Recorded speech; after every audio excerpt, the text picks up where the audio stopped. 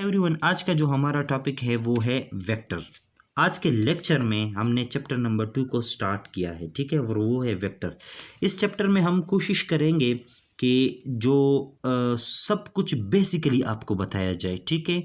जो चीज़ आपके कोर्स में इंक्लूड है आपको 100% उसको समझ आए, हम इस तरह की कोशिश करेंगे, ठीक है। इस तरह पढ़ाने की कोशिश करेंगे, इस तरह सिखाने की कोशिश करेंगे, ठीक है। जब ये पहला लेक्चर है ना, ये आपको समझ में आ गया तो मैं गारंटी देता हूँ कि आपको इस थ्रू आउट पूरे चैप्टर में कोई भी मसला नहीं होगा, क्योंकि आपको वो पॉइंट्स मिलने वाले हैं कि ये चैप्टर क्यों आया और इसमें हमने करना क्या क्या है, ठीक है।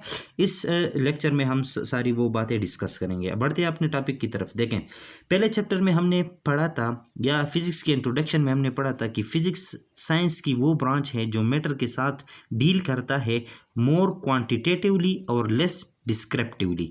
फिजिक्स जो मैटर के बारे में बातें करता है, मैटर की स्टडी फिजिक्स है ना, मैटर और एनर्जी की स्टडी फिजिक्स है, ठीक है। तो ये जो फिजिक्स मैटर के बारे में बातें करता है ये क्वांटिटेटिवली बातें करता है, ठीक है।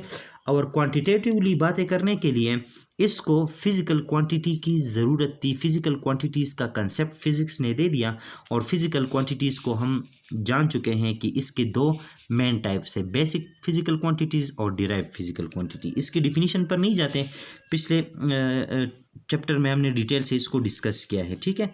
Now we want to explore our knowledge more about physical quantities, ठीक है।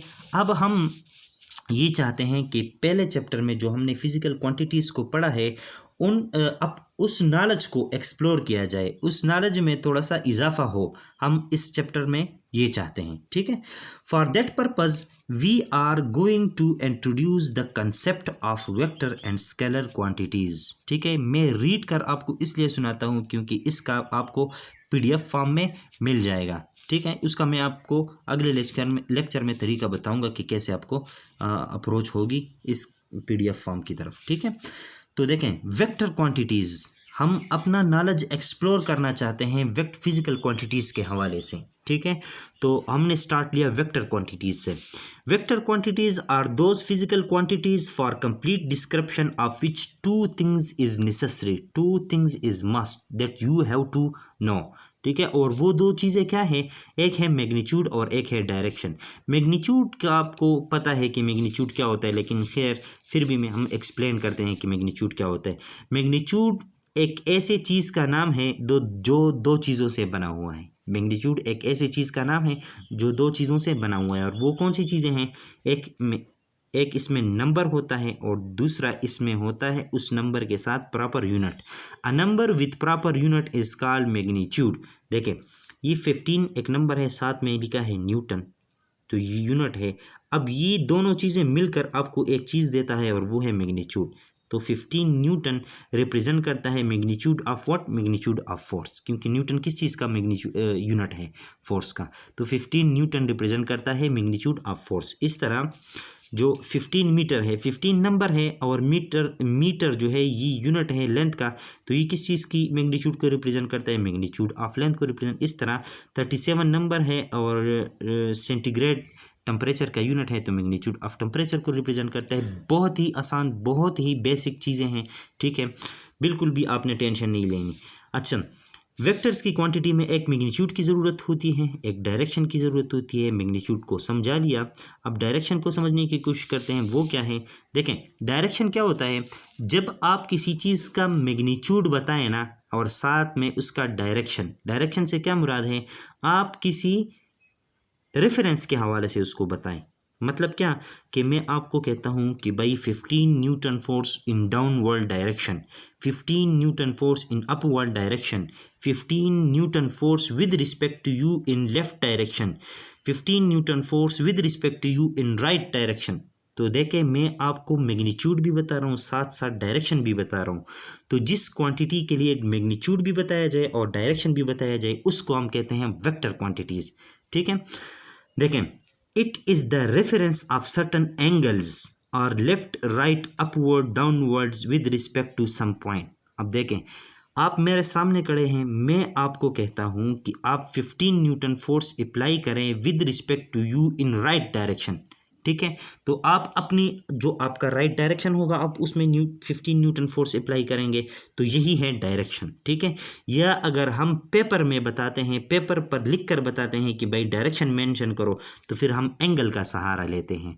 कैसे एंगल का सहारा लेते हैं देखते हैं, आगे आपको पता चल। देखें, वेक्टर क्वांटिटीज़ के साथ साथ चलने वाला जो दूसरा टर्म है वो है स्केलर क्वांटिटीज़, ठीक है। तो स्केलर क्वांटिटीज़ उन फिजिकल क्वांटिटीज़ को कहते हैं जिनको कंप्लीटली डिस्क्राइब करने के लिए सिर्फ एक चीज़ की ज़रूरत होती है, और वो है magnitude. Those physical quantities for complete description of which only magnitude is required, ठीक है। और इसके एग्जांपल ये है कि एनर्जी, हम आपसे कोई आपसे पूछा जाता है कि भाई कितनी एनर्जी आपने कंज्यूम कर ली बिजली की सूरत में, तो आप उसका साथ एक नंबर बताते हैं, आप कहते हैं कि भाई 15 जूल, ठीक है। तो अब इसमें डायरेक्शन बताने की ज़रूरत नहीं है। तो ऐसी क्वांटिटीज़ जिसमें डायरेक्शन की ज़रूरत ना हो, सिर्फ मैग्नीट्यूड से ही काम चल जाए, ऐसे क्वांटिटीज़ को कहते हैं स्केलर क्वांटिटीज़, ठीक है। इसके एग्जांपल एनर्जी, मास, टेम्परेचर, डिस्टेंस, स्पीड, ईटीसी वगैरह, ये सारे किस चीज़ के एग्जांपल है? Scalar quantities. वेक्टर क्वांटिटीज़ के एग्जांपल कौन से थे? वेक्टर क्वांटिटी में डिस्प्लेसमेंट, वेलोसिटी, एक्सेलरेशन, फोर्स, ये सारे वेक्टर्स क्वांटिटी के एग्जांपल हैं, ठीक है। अच्छा देखें, why the concept of vector is introduce. अच्छा, हम क्या चाह रहे थे? हम चाह रहे थे कि भाई हम अपना नॉलेज एक्सप्लोर करें अबाउट वेक्टर। वेक्टर की ज़रूरत क्यों पड़ी, ये सवाल है। वेक्टर की ज़रूरत क्यों पड़ी? तो अब देखें, इसको समझने की कोशिश करते हैं। देखें, हर कोई चीज़ जब आता है तो उसके पीछे एक लॉजिक होता है, उसके पीछे क्वेश्चंस होते हैं, और उन क्वेश्चन का आंसर देने के लिए वो चीज़ आता है। तो वेक्टर का कंसेप्ट क्यों आया? कुछ क्वेश्चंस थे, उनको आंसर देने के लिए वेक्टर का कंसेप्ट आया। देखें, ये एक राइट एंगल ट्राइंगल है, आपके सामने मैंने लिया है। यहाँ से ये जो बेस का लेंथ है वो 4 सेंटीमीटर है, और जो हमारे पास परपेंडिकुलर लाइन का लेंथ है वो है 5 सेंटीमीटर। मैं पॉइंट ए से स्टार्ट करता हूँ और पॉइंट सी पर मैं जाना चाहता हूँ, ठीक है। तो एक रास्ता ये है, यूँ आया यूँ गया, तो मैंने टोटल कितना फासला या लेंथ कवर किया, ठीक है। तो आप कहेंगे कि 4 + 5 = 9 सेंटीमीटर। बहुत ही आसान, ठीक है। अच्छा देखें, लेकिन इस पॉइंट से पॉइंट सी की तरफ अगर आप एक स्पेसिफिक डायरेक्शन में जाना चाहते हैं, देखें मैग्नीट्यूड हमें मिल गया 9 सेंटीमीटर, ये स्केलर क्वांटिटी आ गई हमारे पास, यूं गए, डायरेक्शन की ज़रूरत नहीं है। स्टार्टिंग पॉइंट से शुरू किया, जहाँ पर हम जाना चाहते थे वहाँ पर ख़त्म किया, सब लेंथ को कैलकुलेट किया, जमा किया, हमारे पास आ गया 9 सेंटीमीटर, ठीक है। लेकिन इस पॉइंट ए से पॉइंट सी की तरफ अब अगर एक ख़ास डायरेक्शन में हम जाना चाहें तब क्या होगा? But in specific direction in terms of angle की टर्म में, इस फिगर के हवाले से, ठीक है। Then the total length according to Pythagoras theorem, अगर यहाँ से यहाँ हम आना चाहते हैं एक ख़ास डायरेक्शन में, और ये राइट एंगल ट्राइंगल है, ठीक है। तो पाइथागोरस थ्योरम आपको ये कहता है कि इस लेंथ का फासला बराबर होगा इस लेंथ के फासले के स्क्वायर प्लस इस लेंथ के फासले के स्क्वायर के, ठीक है। पाइथागोरस थ्योरम आपने पढ़ा है, ठीक है, उसको अप्लाई। और पाइथागोरस थ्योरम हम इधर क्यों अप्लाई कर रहे हैं? क्योंकि पाइथागोरस थ्योरम क्या है? वैलिड है, ठीक है, वो ठीक है, वो मान चुके हैं हम कि वो ठीक है, वो हम मैथमेटिक्स में मान चुके हैं, ठीक है। तो यहाँ पर पाइथागोरस थ्योरम अप्लाई करते हैं एक खास डायरेक्शन में, ठीक है। जब पाइथागोरस थ्योरम को अप्लाई किया तो इस लेंथ को अब कैलकुलेट करना हम चाहते हैं एक्स को, ठीक है। तो एक्स स्क्वायर पाइथागोरस थ्योरम के अकॉर्डिंग हाइपोटेन्यूज का square is equal to base का स्क्वायर प्लस परपेंडिकुलर का स्क्वायर, हमारे पास ये आ गया, और इसका स्क्वायर रूट ले लिया तो हमारे पास आंसर ही आ गया, ठीक है। अब देखें,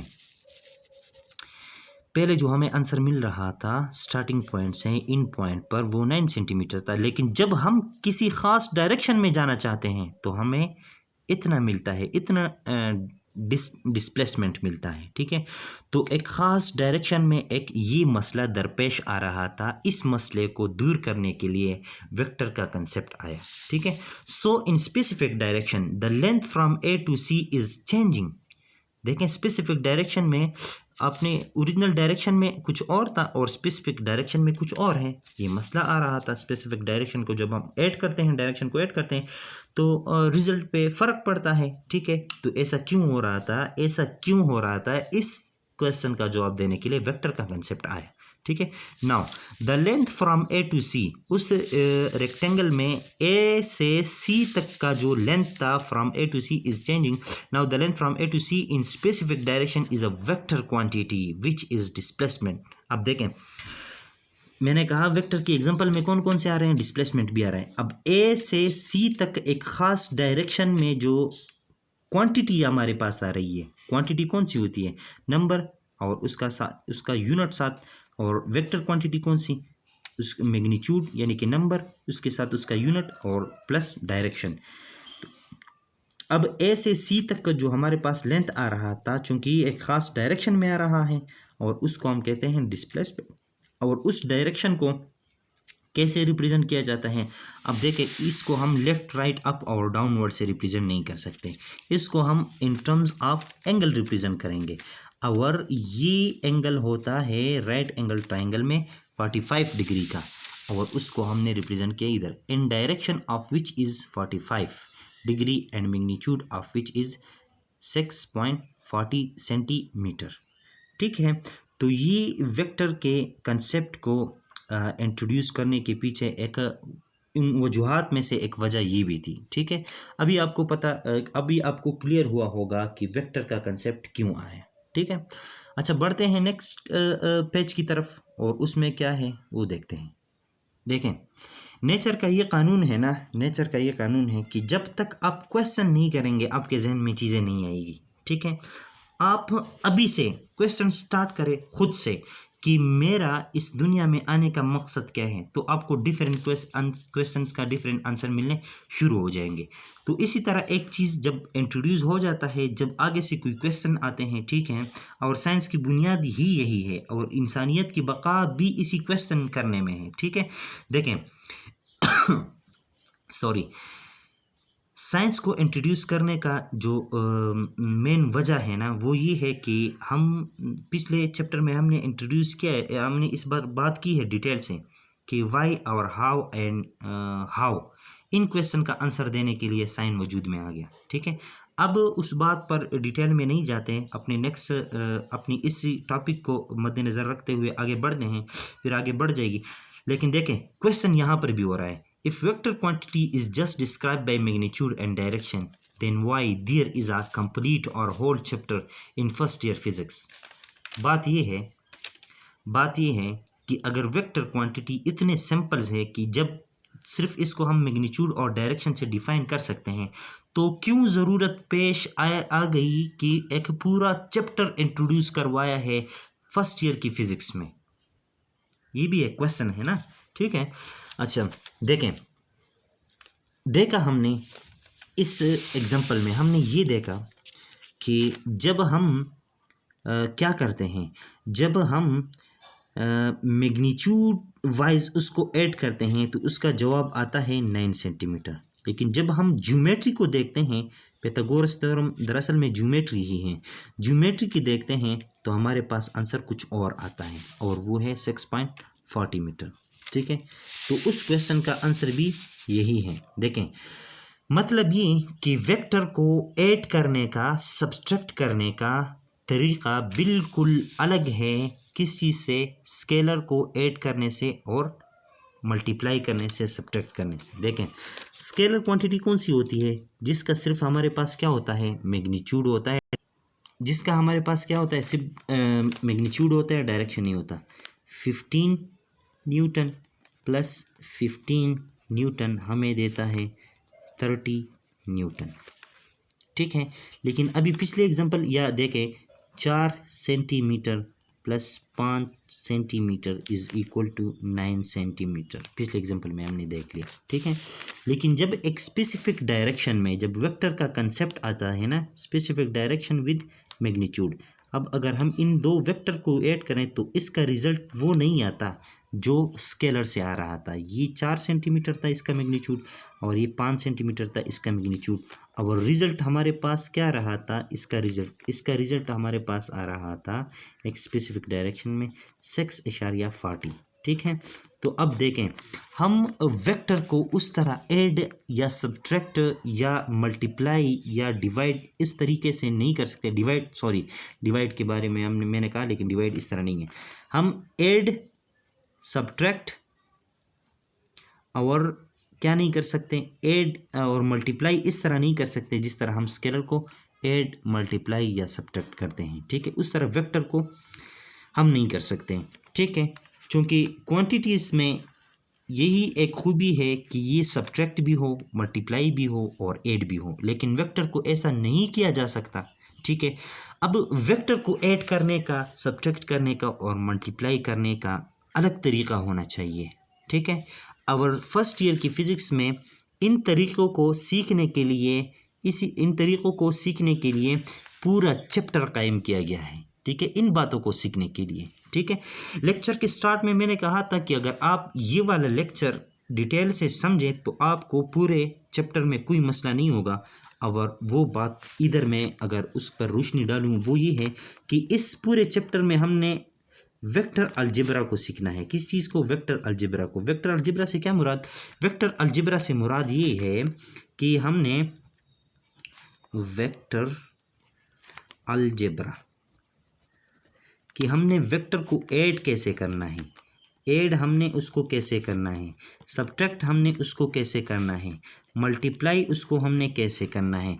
इन तीनों बातों को सीखने के लिए ये पूरा चैप्टर कायम किया गया है, ठीक है।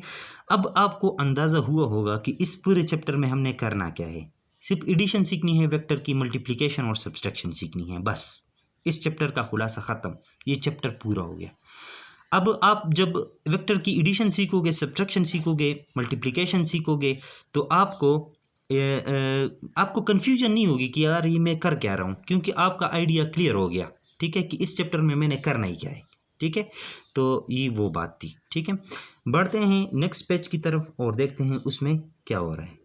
देखें, जैसे कहा गया कि वेक्टर का अलजेब्रा हमने सीखना है, तो ठीक है। तो वेक्टर का अलजेब्रा सीखने से पहले उस वेक्टर अलजेब्रा में कुछ टर्मिनोलॉजीज़ यूज़ होंगी, उन टर्मिनोलॉजीज़ को सीखना है, ठीक है। और उन टर्मिनोलॉजीज़ में एक टर्मिनोलॉजी है, या टर्मिनोलॉजी का लफ्ज़ अगर मैं ना यूज़ करूं तो ये है कि वेक्टर अलजेब्रा में हमने वेक्टर अलजेब्रा को सीखना है। वेक्टर अलजेब्रा में एक कुछ बातें यूज़ होगी और उन बातों को अपनी सीखना है। और उन बातों में से एक बात है रिप्रेजेंटेशन ऑफ वेक्टर्स, कि वेक्टर को हम कैसे रिप्रेजेंट करते हैं। तो वेक्टर को रिप्रेजेंट करने का तरीक़ा क्या है? एक ग्राफिकल रिप्रेजेंटेशन है, उसको हम ग्राफिकल रिप्रेजेंट करते हैं, और दूसरा ये है कि हम उसको सिंबॉलिकली रिप्रेजेंट करते हैं, ठीक है। ग्राफिकल रिप्रेजेंटेशन ये है कि हम एक लाइन ड्रा करेंगे और उसके ऊपर एक एरो लगाएंगे, ठीक है, या एक एरो ड्रा करेंगे, ठीक है। जिस डायरेक्शन में हम चाहते हैं उस डायरेक्शन में एक एरो ड्रा कर लेंगे, ठीक है। अच्छा, ये अब एरो जो है ये हमें कुछ इन्फॉर्मेशन देता है, ठीक है। ये यहाँ से एरो का जो लेंथ है ये हमें क्या बताता है? ये हमें बताता है मैग्नीट्यूड ऑफ वेक्टर बताता है, ठीक है, मैग्नीट्यूड ऑफ वेक्टर। जिस वेक्टर को हमने इस एरो से रिप्रेजेंट किया है, ठीक है, उसका लेंथ हमें क्या बताता है? उसका लेंथ हमें मैग्नीट्यूड ऑफ दैट वेक्टर बताता है, ठीक है। दूसरी नंबर पर बात यह है कि इस एरो का ये जो हेड है ये हमें क्या बताता है? उस वेक्टर का डायरेक्शन बताता है। क्या बताता है? डायरेक्शन। वेक्टर में तो दो ही चीज़ें चाहिए, मैग्नीट्यूड और डायरेक्शन, वो हमें एरो से मिलते हैं तो इसलिए हम एरो का सहारा लेते हैं, ठीक है। दूसरी बात, तीसरी बात ये है कि वेक्टर जहाँ से स्टार्ट होता है ये हमें क्या बताता है? ये हमें बताता है टेल ऑफ द वेक्टर। क्या बताता है? टेल ऑफ द वेक्टर, ठीक है। चौथी नंबर पर बात ये है कि वेक्टर जिस डायरेक्शन में पॉइंट कर रहा है वही वेक्टर का क्या होता है? डायरेक्शन होता है, ठीक है। ये दूसरी बात और ये तीसरी बात एक ही है, लेकिन यहाँ पर मैंने इस पॉइंट के लिहाज से इसका डायरेक्शन यूज़ किया है। तो पॉइंट के लिहाज से हमने किसके लिहाज से इसका डायरेक्शन शो किया है? एंगल के लिहाज से, थीटा के लिहाज से 40 डिग्री, ठीक है। ये है वेक्टर की ग्राफिकल रिप्रेजेंटेशन। अब वेक्टर की सिंबॉलिकल रिप्रेजेंटेशन को देखते हैं। देखें, जब भी कोई हम वेक्टर रिप्रेजेंट करेंगे उसकी ऊपर एरो डालेंगे या उसको हम नीचे से एरो लगाएंगे और हम कहेंगे कि ये एक वेक्टर है। या अगर आप एरो नहीं डालते तो आप क्या करेंगे कि सिंबॉलिकली रिप्रेजेंटेशन ऑफ वेक्टर में आप एरो डालेंगे, ठीक है। या आप बोल्ड फेस लेटर लिखेंगे इस तरह, ठीक है, मोटा मोटा लेटर लिखेंगे ऐसा, ठीक है। एक वेक्टर ए को मैं रिप्रेजेंट करता हूँ और उसको मैंने बोल्ड फेसेस लेटर से, मोटे मोटे लेटर से इस तरह रिप्रेजेंट किया है, ठीक है। ए से मोटे। अब ये क्या रिप्रेजेंट करता है? वेक्टर क्वांटिटी को रिप्रेजेंट करता है, ठीक है। और इसके मुकाबले में मैं अगर ये ड्रा करूँ, ए ड्रा करूँ, इसके ऊपर भी एरो नहीं है, नीचे भी एरो नहीं है, और इतना मोटा भी नहीं है जितना ये है, ठीक है। इतना बोल्ड फेस लेटर भी नहीं है, तो ये स्केलर क्वांटिटी को रिप्रेजेंट करता है। इस तरह ये भी एक स्केलर क्वांटिटी को रिप्रेजेंट करता है, ठीक है। अच्छा, ये तो था सिंबॉलिक रिप्रेजेंटेशन ऑफ वेक्टर। अब सिंबॉलिक, अब वेक्टर में हमें अब दो चीज़ें चाहिए। वेक्टर में क्या होता है?